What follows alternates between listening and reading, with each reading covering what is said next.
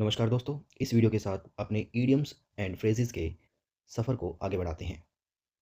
तो वीडियो को शुरू करने से पहले मैं आपको बता दूं कि अगर आप कॉम्पिटिटिव एग्जाम्स की तैयारी कर रहे हैं और अपनी इंग्लिश ग्रामर और वोकैब को स्ट्रॉन्ग बनाना चाहते हैं तो आप सही चैनल पर आए हैं और एकदम सही वीडियो देख रहे हैं। इस वीडियो सीरीज़ में हम कर रहे हैं इंपॉर्टेंट इडियम्स एंड फ्रेजेस जो कि पूछी जा चुकी हैं कॉम्पिटिटिव एग्जाम्स में। तो अगर आप SSC, CGL, DSSB, Haryana CET या किसी भी कॉम्पिटिटिव एग्जाम की प्रिपरेशन कर रहे हैं तो चैनल को जरूर सब्सक्राइब कीजिएगा ताकि इस तरह के वीडियोस आप तक पहुंचते रहें। इडियम्स एंड फ्रेजेस के ऊपर इससे पहले मैंने 5 वीडियोस बनाए हैं, तो अगर आपने उन वीडियोस को नहीं देखा है तो चैनल की प्लेलिस्ट में जाकर आप उन वीडियोस को देख सकते हैं। आज हम शुरू कर रहे हैं वीडियो नंबर 6। तो चलिए बिना किसी देरी के शुरू करते हैं आज का वीडियो।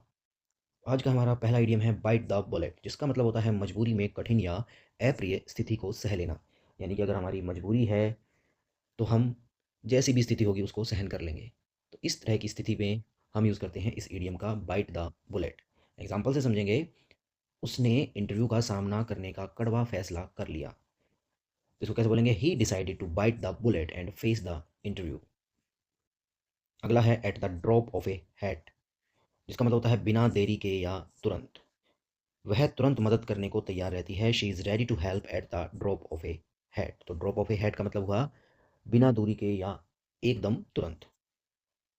अगला है बैक टू स्क्वायर वन, जिसका मतलब होता है फिर से शुरुआत पर लौट आना, यानी कि फिर से जहाँ से हमने स्टार्ट किया था उसी पॉइंट पर लौट आना। योजना असफल हो गई इसलिए हमें फिर शुरुआत करनी पड़ी, यानी कि असफलता के बाद हमें दोबारा से शुरुआत पे जाना पड़ा। The plan failed so we are back to square one, यानी कि जो प्लान था वो फेल हो गया इसलिए हमें वापस बैक टू स्क्वायर वन पर जाना पड़ा, यानी कि स्टार्टिंग पॉइंट। उसके बाद है बी अंडर समबडीज थंब, जिसका मतलब होता है किसी के पूर्ण नियंत्रण में होना, जिसको हम हिंदी में बोलते हैं अपनी उंगलियों पर नचाना। वह अपने बॉस के पूरी तरह नियंत्रण में है। He is under his bosses thumb. अगला है ए वेट ब्लैंकेट, खुशी या उत्साह बिगाड़ने वाला व्यक्ति, जिसको हम बोलते हैं कबाब में हड्डी। पार्टी में खुशी खराब मत करो। Don't be A wait blanket at the party. तो वेट ब्लैंकेट का मतलब ऐसा व्यक्ति जो बने बनाए काम को बिगाड़ दे या फिर जहाँ पर खुशी या उत्साह है उसमें कबाब की हड्डी का काम करे। अगला है एट लॉगर हेड्स, जिसका मतलब होता है तीव्र मतभेद में होना। दोनों नेता आपस में टकराव में हैं। तो जब हम टकराव में होते हैं तो वहाँ पर हम इस इडियम का यूज़ करते हैं। तो इसको कैसे बोलेंगे? The two leaders are at loggerheads. उसके बाद है बेल द कैट, जिसका मतलब होता है जोखिम भरा काम करने की हिम्मत दिखाना। किसी को तो सच्चाई बोलने का जोखिम उठाना पड़ेगा। Someone has to bell the cat and speak the truth. तो बेल द कैट का मतलब खतरे को उठाना। अगला है as fit as a fiddle. तो यहाँ पर फिडल का मीनिंग होता है वायलिन। यहाँ पर जो आपको दिखाई दे रहा है एक म्यूजिकल इंस्ट्रूमेंट, इसी को बोला जाता है फिडल। तो फिट एज ए फिडल का मतलब हुआ बिल्कुल स्वस्थ, जो एकदम ठीक हो। व्यायाम के बाद वह बिल्कुल स्वस्थ है। After exercise he is as fit as a fiddle. अगला है बाइट योर टंग, जिसका मतलब होता है कुछ कहने से खुद को रोकना। मैं बहस करना चाहता था लेकिन चुप रहा। I wanted to argue but bit my tongue. यानी कि मैं बहस तो करना चाहता था लेकिन मैंने अपने आप को चुप रखा या फिर खुद को बोलने से रोके रखा। अगला है बैड ब्लड, जिसका मतलब होता है दुश्मनी या कटुता। परिवारों के बीच दुश्मनी है। There is bad blood between the families. तो बैड ब्लड का मतलब होता है शत्रुता या कटुता या दुश्मनी।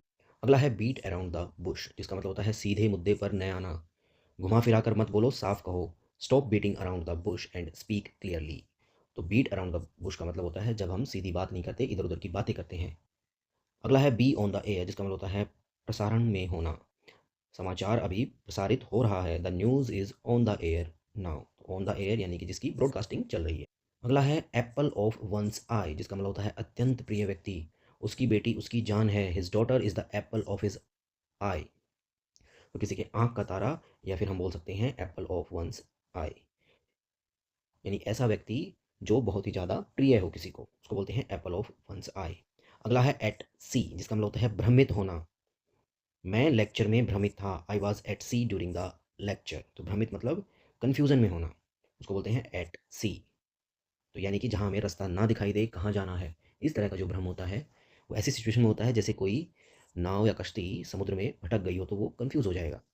एट सी का मतलब भ्रमित होना या कंफ्यूज होना। अगला है ब्लो हिज टॉप, बहुत गुस्सा होना। तो ब्लो का मतलब यहाँ पर क्या है? एक्सप्लोड होना। तो यहाँ पर आप देख सकते हैं इसका जो हेड है वो एकदम एक्सप्लोड हो गया, किसकी वजह से? गुस्से की वजह से। गलती पर वह बहुत गुस्सा हो गया, he blew his top over the mistake. तो ब्लो हिज टॉप का मतलब है बहुत गुस्सा होना। अगला है birds of the same feather, जिसका मतलब होता है समान स्वभाव वाले लोग। एक जैसे लोग आपस में मिल जाते हैं तो इसको बोलेंगे they became friends because birds of the same feather flock together. तो birds of the same feather यानी कि एक समान स्वभाव या एक जैसी प्रवृत्ति के लोग। अगला है बैक सीट ड्राइवर, जिसका मतलब होता है बिना जिम्मेदारी के दखल देने वाला। बिना जिम्मेदारी दखल देना बंद करो, stop being a back seat driver. तो ये जो बैक सीट ड्राइवर कैसे बना है कि मान लो अगर कोई ड्राइविंग कर रहा है और जो पीछे बैठा हुआ व्यक्ति है वो उसको इंस्ट्रक्ट करे कि ऐसे चलाओ ऐसे मत चलाओ, तो वो पीछे बैठा बैठा सामने वाले ड्राइवर को परेशान करता है, जिसकी वजह से जो मेन ड्राइवर है वो कंफ्यूज हो सकता है। इसलिए ऐसे लोग जो बिना जिम्मेदारी के दखल देते हैं काम में, उनको बोला जाता है बैक सीट ड्राइवर। यानी कि वो ऐसे लोग, उनको काम करना आता नहीं है या फिर नॉलेज है नहीं, लेकिन वो दूसरों को एडवाइस देते रहते हैं। अगला है बी ओवर द मून, जिसका मतलब होता है बेहद खुश होना। सफलता के बाद वह बेहद खुश थी, she was over the moon after success. तो ओवर द मून का मतलब होता है बहुत ज़्यादा खुश होना। अगला है एन अप हिल टास्क, जिसका मतलब होता है बहुत कठिन काम। यूपीएससी पास करना बहुत कठिन काम है, clearing UPSC is an up hill task. तो यहाँ पर आप देख रहे हैं ये इस पत्थर को अप हिल लेके जा रहा है, डाउन हिल नहीं अप हिल। तो ये बड़ी मुश्किल से ऊपर इसको चढ़ा पाएगा, इसलिए इसको बोला जाता है अप हिल टास्क, यानी कि किसी चीज़ को हमें ऊपर तक लेके जाना है। अगला है ब्लाइंड एली, जिसका मतलब होता है व्यर्थ दिशा। यह जांच बेकार साबित हुई, this investigation led to a blind alley. यानी कि ऐसा रास्ता जहां हमें ना पता हो वो हमें कहाँ लेके जाएगा, या फिर कोई निराशाजनक स्थिति। तो यहाँ पर ब्लाइंड का मतलब क्या होता है? अंधा, और एली का मतलब होता है कोई गली। तो ब्लाइंड एली मतलब ऐसा रास्ता जो हमें ना पता हो आगे कहाँ जाने वाला है। अगला है barking up the wrong tree, गलत व्यक्ति को दोष देना। तुम गलत जगह आरोप लगा रहे हो, तो इसको कैसे बोलेंगे? You are barking up the wrong tree. उसके बाद है be at a loss for words, इसका मतलब होता है कुछ कह ना पाना। मेरे पास कहने के लिए शब्द नहीं थे, I was at a loss for words. अगला है bite off more than one can chew, यानी क्षमता से अधिक काम लेना। तो इसके लिए जो ईडियम है हिंदी में हम बोल सकते हैं कि अपनी पैर उतने ही पसारने चाहिए जितनी की चादर हो। तो यहाँ पर bite off more than one can chew का मतलब होता है कि अपनी औकात से ज़्यादा काम करना। तो उसने अपनी क्षमता से ज़्यादा काम ले लिया, he bit off more than he could chew. उसके बाद है एट सिक्सिस एंड सेवेंस, जिसका मतलब होता है अस्त व्यस्त स्थिति। दफ्तर पूरी तरह अस्त व्यस्त था, the office was at sixes and sevens. तो सिक्सिस एंड सेवेंस का मतलब होता है एकदम डिसऑर्डर में। अगला है एज क्लियर एज मड, जिसका मतलब होता है बिल्कुल अस्पष्ट। तो जो मड है वो कैसी होती है? बिल्कुल भी क्लियर नहीं होती है, यानी अस्पष्ट होती है। तो अगर हम कोई चीज़ कहें कि वो एकदम मड यानी कीचड़ की तरह साफ है, तो ऐसा हो सकता है? ऐसा नहीं हो सकता ना, क्योंकि कीचड़ अपने आप में क्या है? अस्पष्टता को दिखाता है। तो उसकी व्याख्या बिल्कुल अस्पष्ट थी, his explanation was as clear as mud. उसके बाद है बैग एंड बैगेज, जिसका मतलब होता है पूरी तरह से। वह गांव पूरी तरह छोड़ गया, he left the village bag and baggage. तो ध्यान रखेंगे बैग एंड बैगेज का मतलब होता है पूरी तरह से। अगला है be born with a silver spoon in the mouth, जिसका मतलब होता है अमीर परिवार में जन्म लेना। वह अमीर घर में पैदा हुआ, he was born with a silver spoon in the mouth. अगला है बैकअप, जिसका मतलब होता है समर्थन करना, मैं तुम्हारा समर्थन करूंगा, I will back you up. अगला है एट डैगर्स ड्रॉन।